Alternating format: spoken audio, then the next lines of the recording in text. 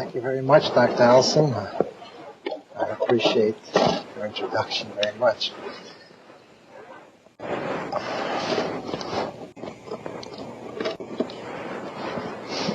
going to talk about the acquired cellular immunodeficiency syndrome among Haitians. In the past few years, there's been a large number of Haitians that have entered Florida. 151 in 1977, 908 in 1978, 2,088 in 1979, 12,083 in 1980, 7,578 in 1981. And coincident with this influx, there was an increasing number of Haitian patients that were admitted to Jackson Memorial Hospital. And at first, we were most impressed with the high rate of tuberculosis, especially disseminated tuberculosis, among these patients. But we soon became aware that many Haitian patients were also contracting opportunistic protozoal, fungal, and viral infections, and for no explainable reason.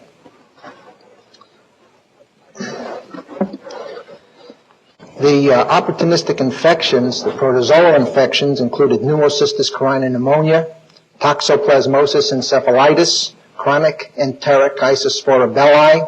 The fungal infections included esophageal candidiasis, cryptococcal meningitis, the viral infections, disseminated cytomegalovirus, and progressive herpes simplex virus.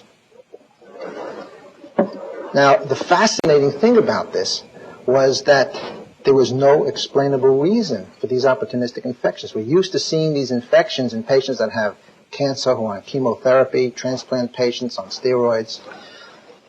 There was no evidence of any underlying immunosuppressive disease. There was no history of immunosuppressive therapy to account for these infections. And in addition, when we looked at it more closely, there was no evidence of serious malnutrition which preceded the infections in most of the patients. So we felt that this was something new, that this was some unexplained immunodeficiency syndrome that was accounting for all of these infections. And when the articles started coming out about the homosexuals, we felt that this was, if not the same syndrome, that it was strikingly similar. So we reported it to the CDC, and they at first were unconvinced. They felt that they were more interested in the toxoplasmosis. They pointed out that we had a higher incidence of CNS toxoplasmosis and tuberculosis. So we decided to do a prospective study.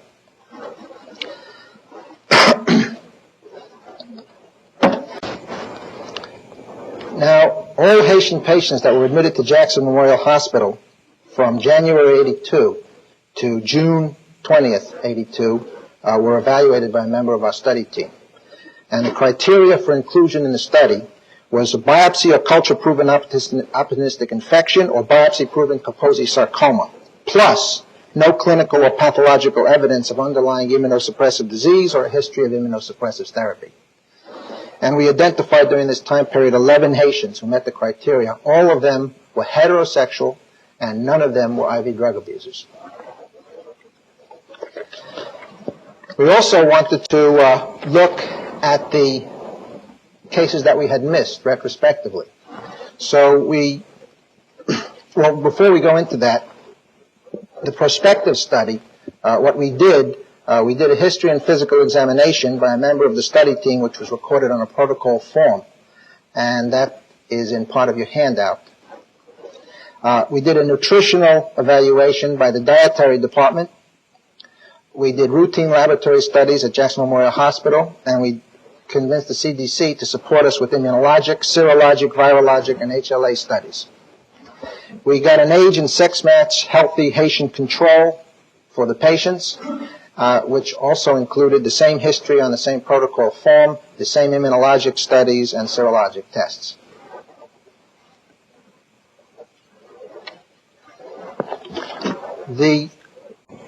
We then wanted to pick up the patients that we had missed in a retrospective chart review, and we reviewed all the charts from all Haitian patients admitted to our service from 480 to 12/31/81, and Criteria for inclusion was the same as in the prospective study. They had to have an opportunistic infection, biopsy proven, and no clinical evidence of any immunosuppressive disease. And 9 Haitian patients met these criteria.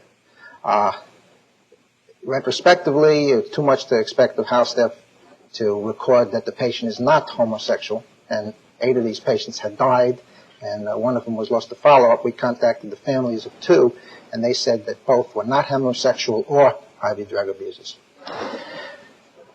We then wanted to see what would be the incidence of this same syndrome among non-Haitians during the same period of time.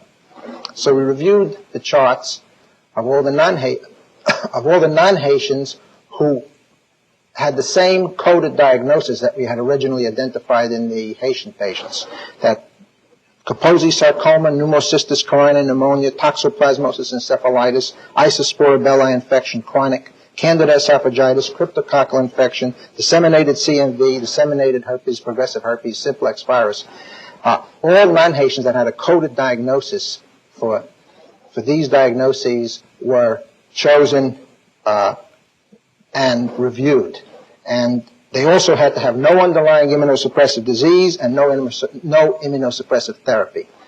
And we only found 3 patients that met those criteria during this period of time. 2 of them were homosexual, and 1 of them was an IV drug abuser. The 2 that were homosexual, 1 had invasive Kaposi sarcoma, the other had a pneumocystis carinii pneumonia, and the 3rd one, who abused drugs, had progressive herpes simplex virus. Now, what I'd like to do is to go through very quickly the 20 patients that we identified, 20 Haitian patients that we identified as we saw them, in the order in which we saw them, so you can get an idea of the problems that we faced and a better perspective, I think, of the whole picture. First, we had a 22-year-old male who was in the country for 16 months, presented December 79 with disseminated tuberculosis. 5 months later, he presented with CNS toxoplasmosis and died.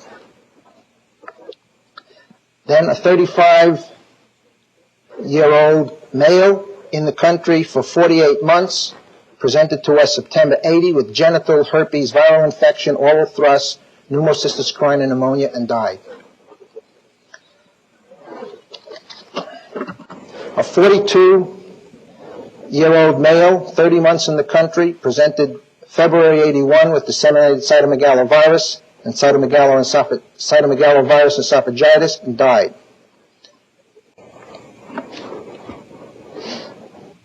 A 36-year-old male, 72 months in the country,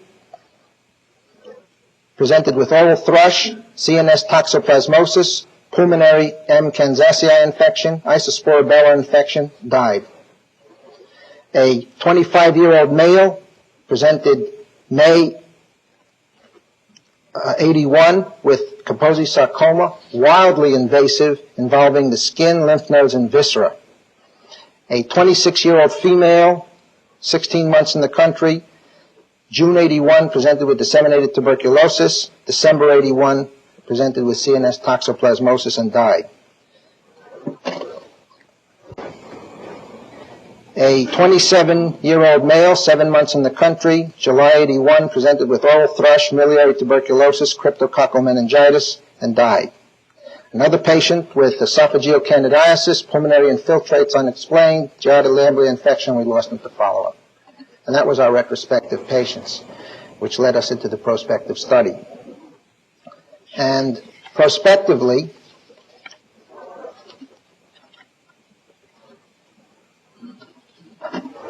could you enlarge on that one? Okay, you can go back. Prospectively, we found and these were the patients that were fully studied, immunologically, serologically, HLA testing.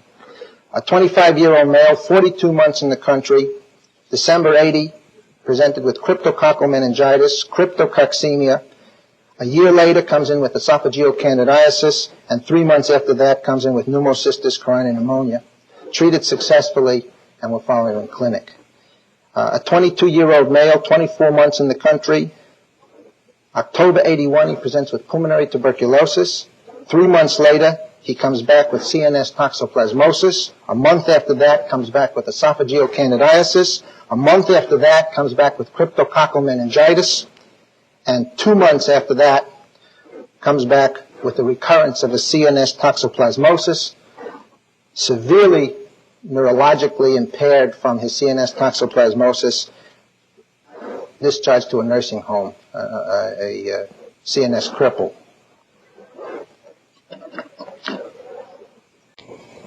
A 29-year-old male, 36 months in the country, April 82, died with pneumocystis carinii pneumonia. A 26-year-old male, 17 months in the country,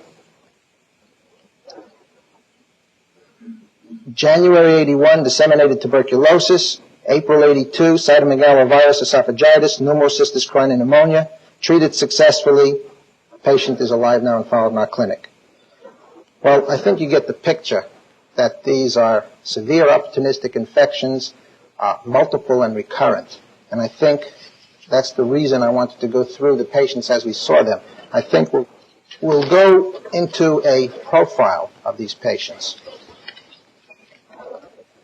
They all of them had culture or histologic evidence of opportunistic infection or Kaposi sarcoma. They all of them had no underlying immunosuppressive disease or a history of immunosuppressive treatment. They had no evidence of prior severe or recurrent infections, which makes congenital immunodeficiency unlikely. They had no evidence of homosexuality or IV drug abuse. And to me, the significance of this is that this is the first report of an outbreak of this syndrome among heterosexual, non-IV drug abusers, and it makes it even more significant by the fact that it happens to be in a minority group.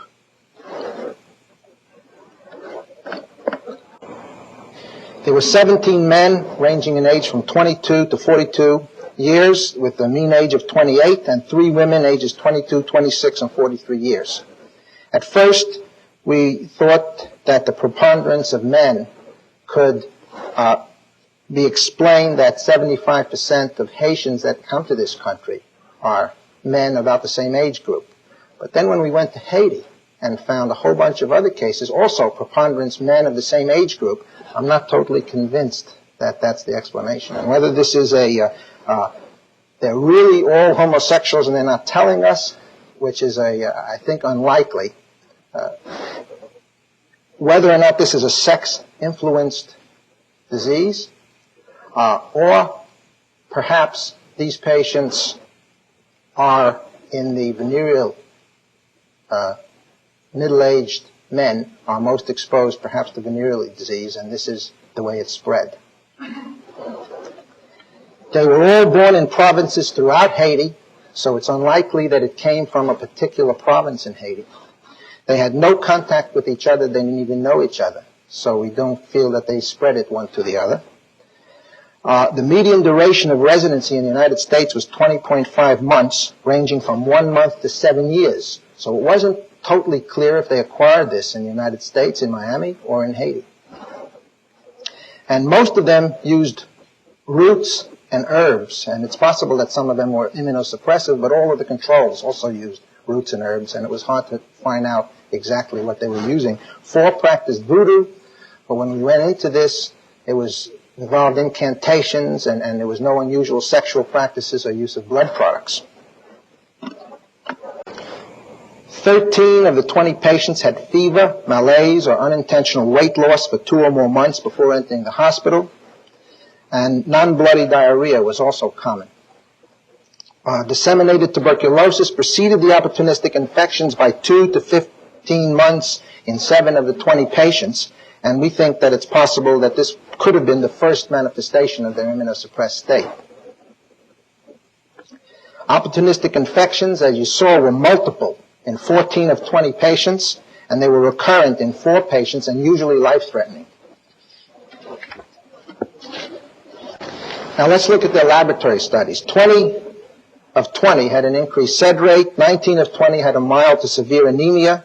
Granulocytes were within normal limits in 16 of 20 patients. In 2 it was elevated, in 2 it was depressed. And 18, most importantly, 18 of 20 patients had peripheral blood lymphopenia, ranging from 324 to 960 per millimeter cube, 1,500 being the lower limit of normal.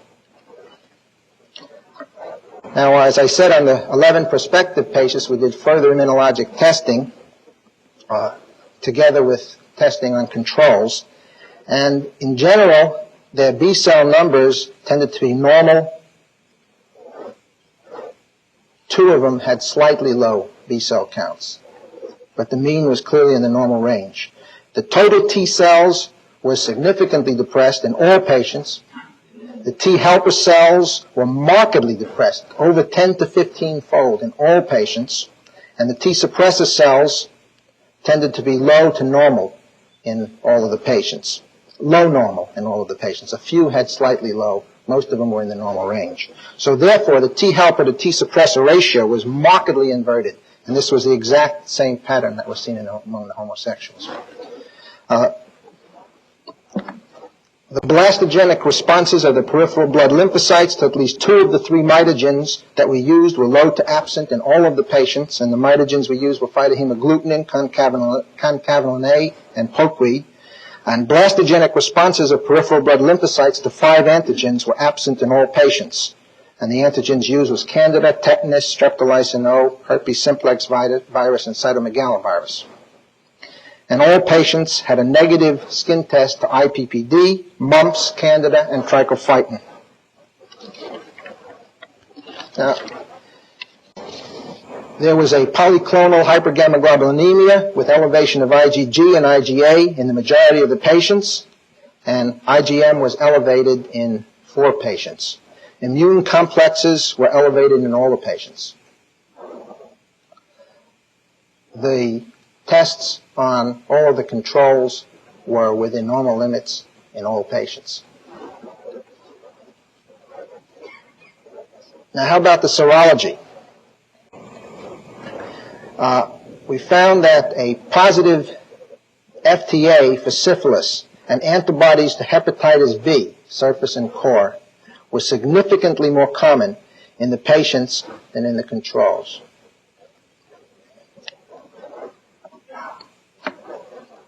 But on the other hand, the presence of antibody and the titers of antibody to cytomegalovirus, herpes simplex virus, and EBV virus were not significantly different between the patients and the controls. Maybe it's significant that the positive FTA and hepatitis B can be transmitted venereally. Of course, the others can too, but perhaps that's a clue to the possibility that this is venereally transmitted.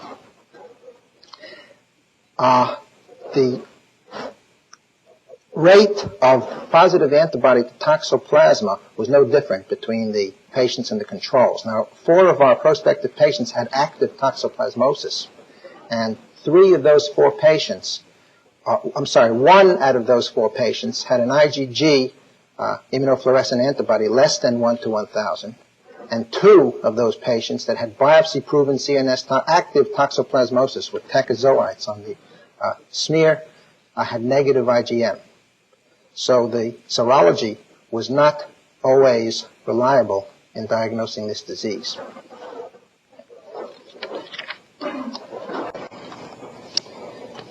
Now, what was the outcome in the 20 Haitian patients that we followed? The mortality rate was 50%. 10 to 20 patients died. 2 patients were lost to follow-up. And of the 8 living patients, 4 are neurologically crippled, 3 of them from CNS toxoplasmosis, and 1 from tuberculous brain abscesses. 2 are being followed in clinic that have, they're wasted, they have recurrent thrush, but they yet don't have any of the opportunistic infections, but I think that they're walking time bombs. And 2 seem relatively well, and we're following them in clinic. But I think what is the important part is that to date, none of them, not one of them, have recovered from the severe T-cell defect. And how do we know that? We follow them with CBCs, and their total lymphocyte count has persistently stayed low. We follow them with skin testing, and they continue to be anergic. and we tested 3 patients who were discharged from the hospital 4 to 5 weeks and were clinically recovered from an infection. And we did full immunologic studies on them, and their T-cell subsets and their lymphoproliferative responses to mitogens and antigens were virtually unchanged. And in speaking with the CDC, Dr. Curran, who's the head of the task force, knows of not one case of all the homosexuals on IV drug and all the non-Haitian cases that have been reported that has recovered from this immunologically.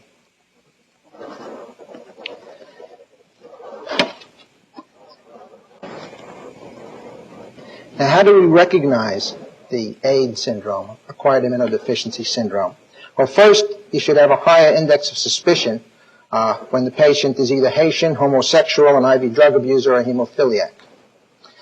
Second, by history, if you know the syndrome and you know the infections that are associated with the syndrome, then you know the types of questions that you should ask in order to perform a proper review of systems. Especially helpful in the physical examination was thrush and generalized lymphadenopathy, nonspecific.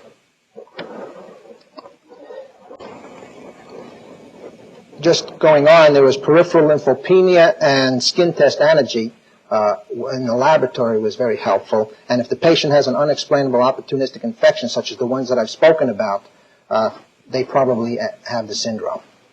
Now, getting back to the history and review of systems, and this is in your handout, the questions that we ask, not only when they first come in when we suspect the syndrome, but continuously when we see them in clinic. General malaise, fever, unintentional weight loss, diarrhea, chronically, generalized lymphadenopathy, all of these are common parts of the prodrome of this disease and could be related to a specific infection, but is also common in the prodrome of this disease. Skin abnormalities such as zoster, herpes simplex. Can we?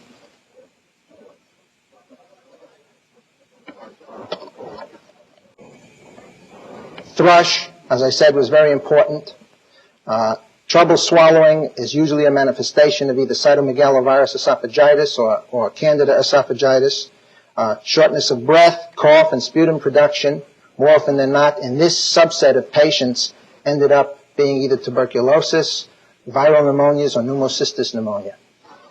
And headache, stiff neck, or focal neurological findings in this group of patients usually ended up to be toxoplasmosis, occasionally cryptococcal meningitis, and in one case, multiple tuberculous brain abscesses. And these are not tuberculomas that I'm talking about. These were true brain abscesses when we aspirated. We aspirated pure pus loaded with AFB.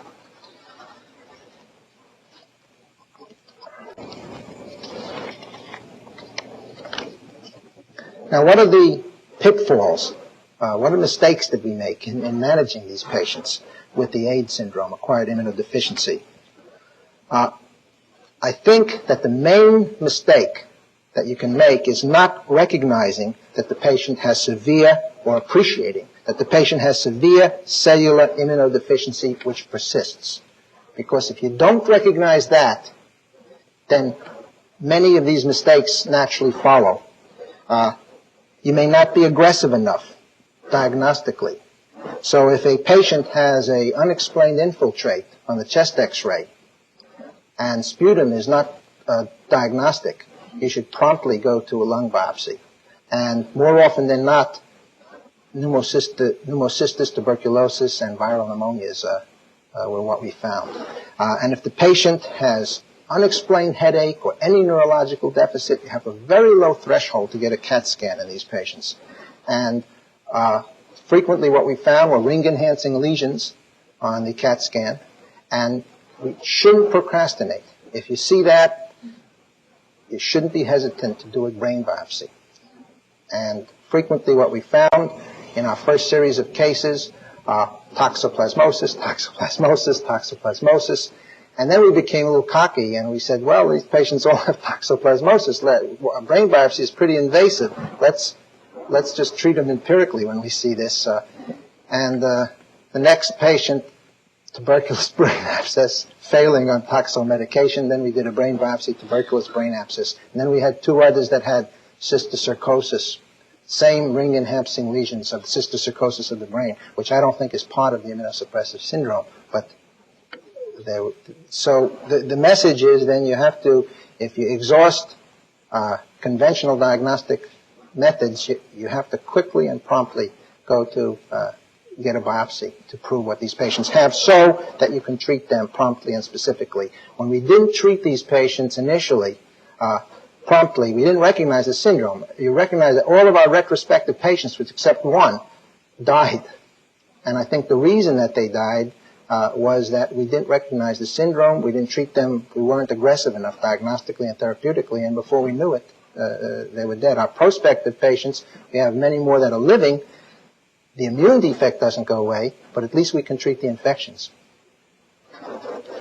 Another mistake is that the infections, can we go back to the slide, were multiple. So one good diagnosis, you make a diagnosis of CNS toxoplasmosis and you're proud you made that diagnosis, it's not good enough. And they'll die from something else. They could have a pneumocystis pneumonia as well. And finally, that infections are recurrent. And mistakes were made. House staff would see the patient in the emergency room. They had a little fever. They had a little headache. It's a busy emergency room, just like here. They send them out. They didn't recognize that these patients had this persistent immunodeficiency syndrome. So you have to follow them very closely in clinic, go through that review of systems each time you see them in clinic, and have a very low threshold to admit these patients. Other problems that we ran into were drugs. We treated the pneumocystis with trimethoprim sulfa. We treated the toxo with pyrimethamine sulfa, and many of these patients became severely leukopenic. Now, leukopenia is part of the syndrome, and both of these drugs could wipe out the marrow. And what do? We have very low white count, and we have life-saving drugs that the patient needs. We did bone marrows on them, of course, and we found that their bone marrow was cellular. And we gave them IV folinic acid and continued the drug, biting the bullet, then because they felt they needed it. And in the patients that we did that on, they had a rather dramatic increase in their white count. Now, folinic acid should be given routinely when a patient is being treated for toxoplasmosis with pyrimethamine. But we don't give it routinely with when we give trimethoprim sulfa for pneumocystis. And these patients apparently got folic acid depleted and did respond to the folinic acid. Other thing, if you consider blood, again, we're anemic. We had to give them transfusions, and you really worry in this type of patient, is T-cell depleted. You're worried about the graft versus host reaction. And fortunately, we're not sure that we've ever seen that because we've given many of the patients blood, and we're not certain that we actually saw a case of graft versus host. But this is the situation in which it could potentially occur. And we talked to our blood bank about irradiating blood, which prevents it. And they told us it wasn't cost effective. And since we haven't seen a case, they're not doing it. But that's something to be aware about. Nutrition is extremely important in these patients. Many Haitians are not very well nourished. The ones that we saw, they may have been mildly malnourished. We didn't think they were malnourished enough to cause anything like this. But once they get the syndrome, then it's a wasting syndrome, and they can get severely malnourished. And you remember, malnutrition also produces a T-cell defect. So I think it's extremely important to pay very careful attention to their nutrition. And psychosocial, I think, is also, these are people with total culture shock. These people are from a different environment. We had one patient, the fellow that had the cytomegalovirus, esophagitis, and disseminated. He felt that he had a curse placed on him. And he wasn't eating because he felt he had a curse placed on him. He was in Haiti, he had tuberculosis. And he was seeing this Bokar, which is the Haitian name for a voodoo priest. And he was treating him for his tuberculosis. And finally, when his mother found that all the money she was sending him was going to the Bokar, she promptly called him. She was more Americanized. She called him back to Miami. And the voodoo priest then told him that if he left Haiti, he would put a curse on him and he'd die. And now we see him in Jackson Memorial Hospital, and he's not eating. He thinks he has a curse, and he's asking to see a Bokar. So we had one patient before him that had died asking for a Bocard. So I called the Haitian embassy. I said, this is Jackson Memorial Hospital, you know. Can you possibly refer us to a voodoo priest? Well, anyway, this guy comes, and he sees the patient, goes through some incantations, and says he can do nothing. The curse is too strong. You need a stronger Bokar. And he'll get the top Bokar in Miami to come to see him. So we're expecting some guy with long robes, you know, with a ring through his ear, and to come. We're waiting with great anticipation for the top Bokar in Miami. And this guy comes, elegant-looking man, $500 three-piece suit, alligator shoes. And he goes to the head of the patient's bed, looks at him, and doesn't say anything. But the nurses were in awe of the guy. And he just looks at him and stares at him, and then he leaves. Next morning, the guy is great. He's talking. He wasn't even talking. He's eating, and he subsequently recovered. He's one of our well patients, one of the two that is doing well. The thing about it was, even the guy in the next bed got better. And he wasn't even...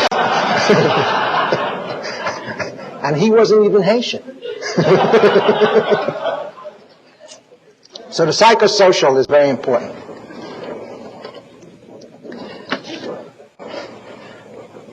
Okay, let me just quickly go through some examples, some show and tell of the patients that we had.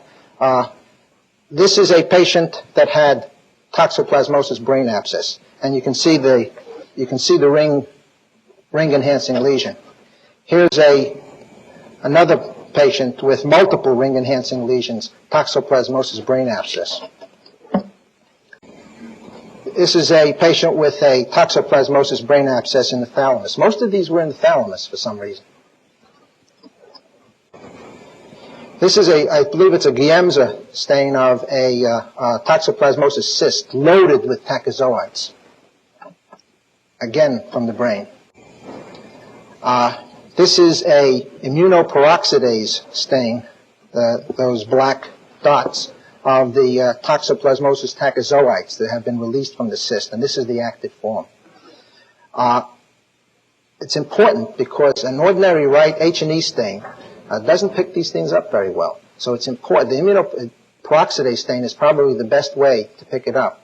The cyst is a little easier to see on the H&E stain, but the tachyzoite, you may miss it unless you use the immunoperoxidase stain.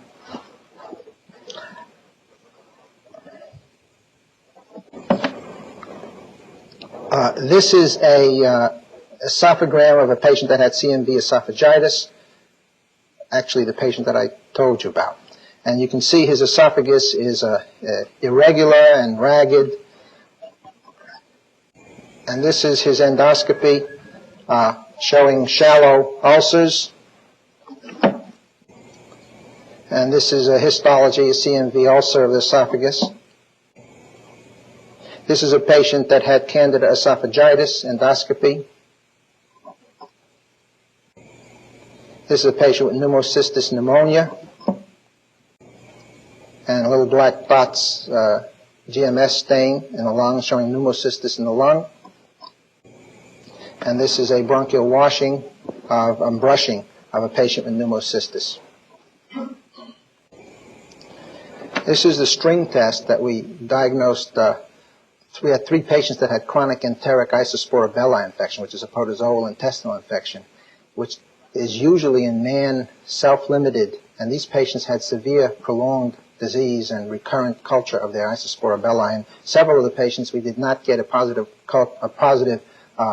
stool exam, and we were able to diagnose it with the string test. The patient has the string taped to his chin, swallows the capsule, and it goes down into the stomach and then into the intestine, and then after overnight we take it out, squeegee it out onto a slide, and it was demonstrated. I think this is the first time that isosporabella was demonstrated by a string test.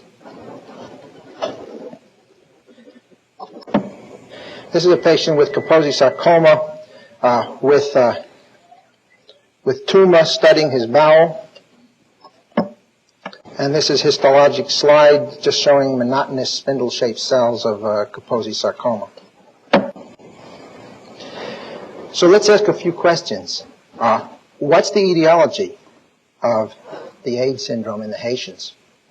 Malnutrition, I doubt it. I think it contributes a lot to it, but we had no evidence that all of our patients, or even most of our patients, were severely malnourished prior to their illness. Immunosuppressive roots and herbs, can't tell, but all of our patient controls mix teas with them, and they seem to use the same thing. And it's extremely common in Haiti, so I think that's unlikely. Multiple or recurrent immunosuppressive infections, I think that has to be considered very strongly. These viruses, parasites, and tuberculosis all have been shown to produce immunosuppression, T-cell immunosuppression. And all of those three infections are very common among Haitians. A new agent, a mutant virus, possible but unproven yet. Genetic predisposition, possible but unproven. We got HLA typing on our patients, but then we didn't know what to compare it against because there's no normal Haitian control. See, for the homosexuals, they found an increased DR5 in the Kaposi sarcoma, and they were able to compare it against a normal community, but there is no normal HLA frequencies for Haitians.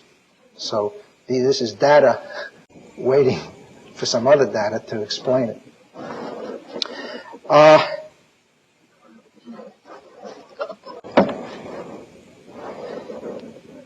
Next question. Is the acquired immunodeficiency syndrome among Haitians, is it acquired in Miami or in Haiti? And I would propose at least part, if not all, in Haiti. And the reason I say that is that at least 3 of our patients with the AIDS syndrome that were diagnosed in Miami were symptomatic before leaving Haiti. And when we got to Haiti, we found 11 cases of unexplained opportunistic infections without really trying very hard. And these were CNS toxoplasmosis, Candida esophagitis, disseminated cytomegalovirus, and progressive herpes simplex virus. And we also found 14 cases of invasive Kaposi sarcoma in young to middle-aged men. One was in a 12-year-old boy, invasive Kaposi sarcoma. Only one of these were homosexual. And this is the history that's obtained by the Haitian physicians, who presumably can communicate better. So I think that at least in part, if not entirely, that it's acquired in Haiti. Now, some of these patients had been in Miami for quite a long time, up to 7 years. Does that give us a clue that the incubation of this thing is long? Maybe. Another question. Is the AIDS syndrome among Haitians the same as that among the homosexuals, the IV drug abusers, and the hemophiliacs? And I would propose yes, which is what we said from all along. We think it's not the same, it's very similar, and I think it's the same. Why? It's the same T-cell immunodeficiency pattern. Exactly the same. It's the same opportunistic infections and the same invasive Kaposi sarcoma in young people.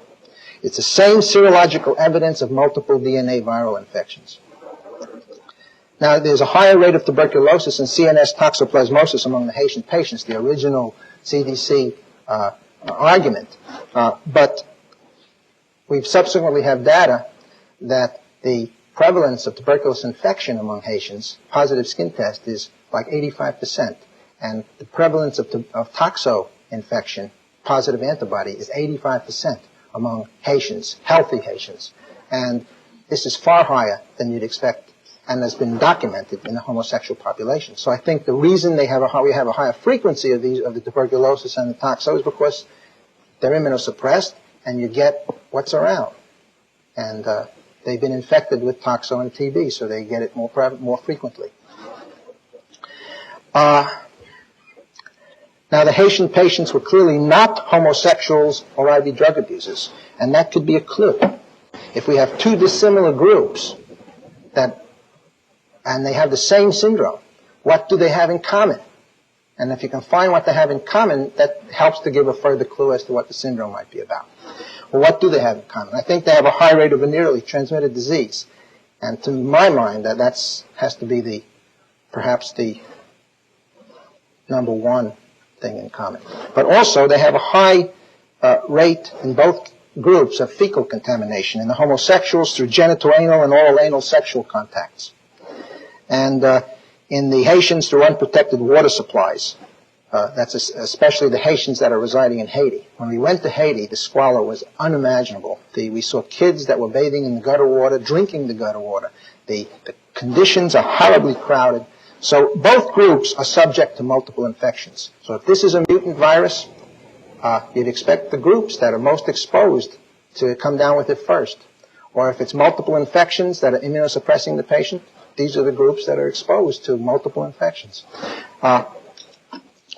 And I think that's what they have in common. Both groups are subject to multiple infections, perhaps venereally spread, perhaps fecal-orally spread. This is, you can see how crowded conditions they live in with straw huts. And if you can go a little further back, again, you can see the straw huts that they live in crowded close together. Now, a very critical question. Is the outbreak of the acquired immunodeficiency syndrome among the Haitians directly related, or the cause of the outbreak among the non-Haitians? In other words, did the Haitians give it to the homosexuals and to the IV drug community, or vice versa? And that is a critical question. I won't be able to give you the answer. Obviously, we don't know, but some interesting information. First, the outbreak among the homosexuals occurred in 1979 is when they first started reporting the cases, and that's just the same time that the Haitians migrated in large numbers. Secondly, the clustering has occurred in New York, in New Jersey, Miami, and that's exactly where the Haitians are. I can't explain California, because there are some Haitians there, but California homosexuals freely communicate with New York homosexuals. And so there is some coincidence with the clustering of where the Haitians are and where the homosexuals are as far as coming down with the syndrome.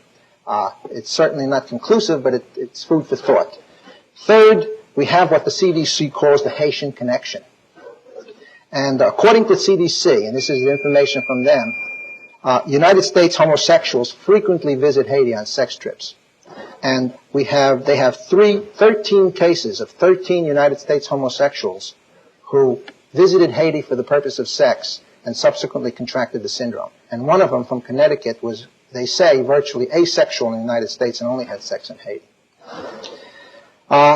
We had a lady at our VA, she was a WAC, she was at our VA hospital, and she possibly had the AIDS syndrome contracted in Haiti.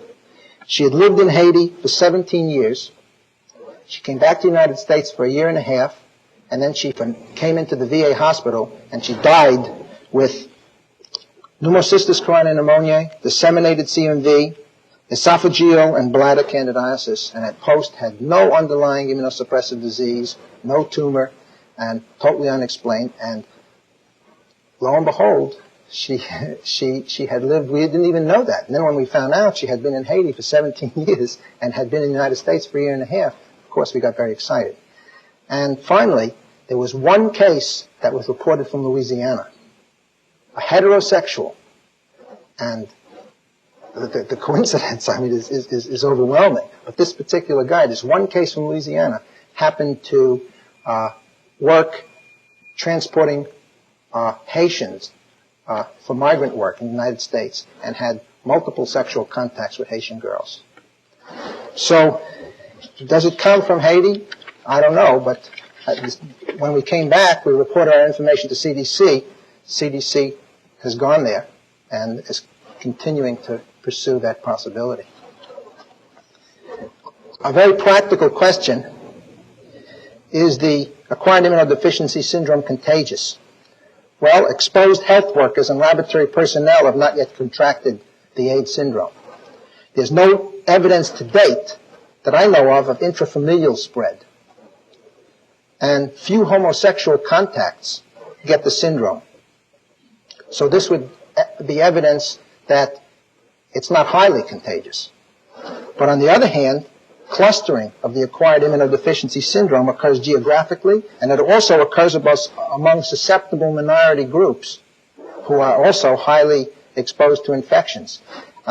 And this, to me, would be evidence that it may be contagious, but perhaps not of a high degree of contagion. Maybe there's some other susceptibility factor that is important. I think that until proven otherwise, it's prudent to consider that it is contagious, and until proven otherwise, to consider that it spreads something like hepatitis B, parenterally, venereally, and sometimes fecal-orally. Is the AIDS syndrome increasing in incidence?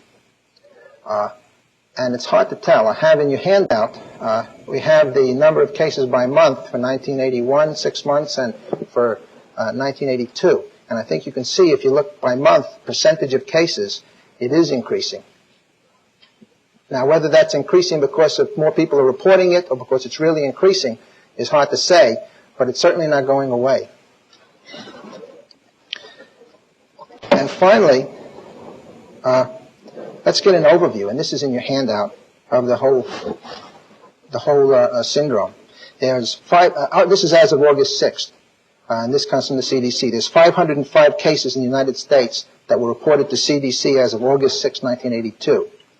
154 had Kaposi sarcoma without pneumocystis carinii pneumonia. 263 had pneumocystis carinii pneumonia without Kaposi sarcoma. 37 had Kaposi sarcoma and pneumocystis carinii pneumonia. And 51 had other opportunistic infections without Kaposi sarcoma or pneumocystis carinii pneumonia. 87% of the 505 cases were 20 to 50 years of age, 95% males, 5% females. 60% were white, 20% were black, 13% were Hispanic, 6% were Haitian. But CDC is only counting 32 cases. And by my count, and a number of the cases have not yet gotten to their register, I count 70. 75% were homosexual males, 14% were heterosexual males, 6% were males of unknown sexual preference, 5% were females. Now, except for the Haitians, most all of the heterosexual patients that were reported were IV drug abusers. There are only about 15 to 17 cases of heterosexual patients that are not Haitians who are not known to be IV drug abusers. And the CDC keeps saying every time they get a bit of history, the number of heterosexual males that are non-IV drug abusers keeps getting smaller and smaller. 51% of the cases came from New York, 22% from California, 7% from Florida, 5% from New Jersey, and 15% were divided over 23 other states. And as I said, 1 case from Louisiana. And there were 21 additional cases which were reported from 9, that shouldn't be 13, it should be 9 other countries. Haiti, Canada, Argentina, Denmark, France, Italy, Netherlands, Switzerland, and United Kingdom. What's currently being done to study this syndrome? There's numerous epidemiologic studies that are being conducted presently by the CDC, case control studies in New York and California, in Miami, and in Haiti, and other places. There are laboratory searches for a causative agent done mostly at the Memorial Sloan Kettering, where they're looking with electron microscopy. CDC is also doing it too, at tissue. And so far they found some particles that are non-viral, and they think it could be artifacts. They don't know what it is, and there are really no breakthroughs yet with electron microscopy. They're also injecting marmosets with pooled serum from patients with the disease, and so far the marmosets are living. There's trial of immunotherapy for patients who have the disease. Alpha interferon is being used, I think, in New York and California. Some people have tried thymosin. In desperation, I have one patient, I don't have the availability to get these drugs. I'm using indocin and cimetidine. The patients with opportunistic infections in CDC's study, by 2 years, almost 100% of them are dead. The Kaposis have a little better survival. So until we have an answer to the etiology of this fascinating syndrome, I think a quote from Friedrich Nietzsche is most appropriate. Convictions are even greater enemies of truth than lies. And I've given a lot of convictions, but you got to take them with a grain of salt. Thank you.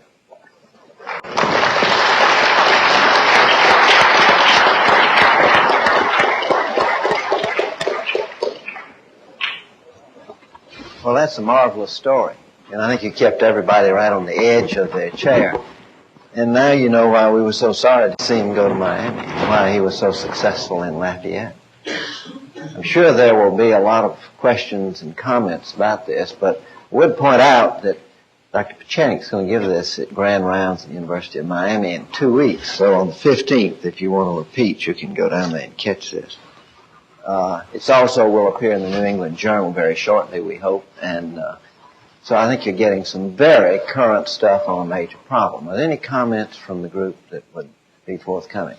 Dr. Lopez. I want to go back to the role of malnutrition, and especially the finding of the folic acid response. Have you studied now these patients more in detail about not only with pre-albumin, some other more sensitive? I didn't go into how we tested for malnutrition. The dietitians and us got dietary histories both in Haiti and the United States, and also history of weight loss and dietary before the symptoms of the illness and during the symptoms of the illness. On admission, they got a height-weight index, they get a percent of ideal body weight, had anthropometrics done. We did serum albumin, transferrin, we did zinc levels. Zinc levels were all normal. Albumin was depressed in only a few of the patients. That's even after they had the syndrome. The transferrin levels were depressed in only a few. And some of them had decreased ideal body weight, but not all of them. What about folic acid? Folic acid levels we didn't measure. Maybe. But it may be very important because when we give the trimethoprim sulfa, we met and they suddenly dropped. They could have been folate depleted to begin with. When we measured the folate in one or two of them at the time that it dropped, it was normal. But I have a question for you. And this is what I was wondering, if you give trimethoprim, which blocks folate metabolism, and you measure a serum folate, will it be low, or you're measuring something that before the block? Probably you should measure also red blood cell folate, and because with the relation of the B12 with the transfer, so probably you have to measure both of them, the serum and the red blood cell. We're going to have to cut our discussion. It's 12:15 and we have to move on, but I think all of us have really enjoyed this. It's been a very stimulating session. Thank you very much.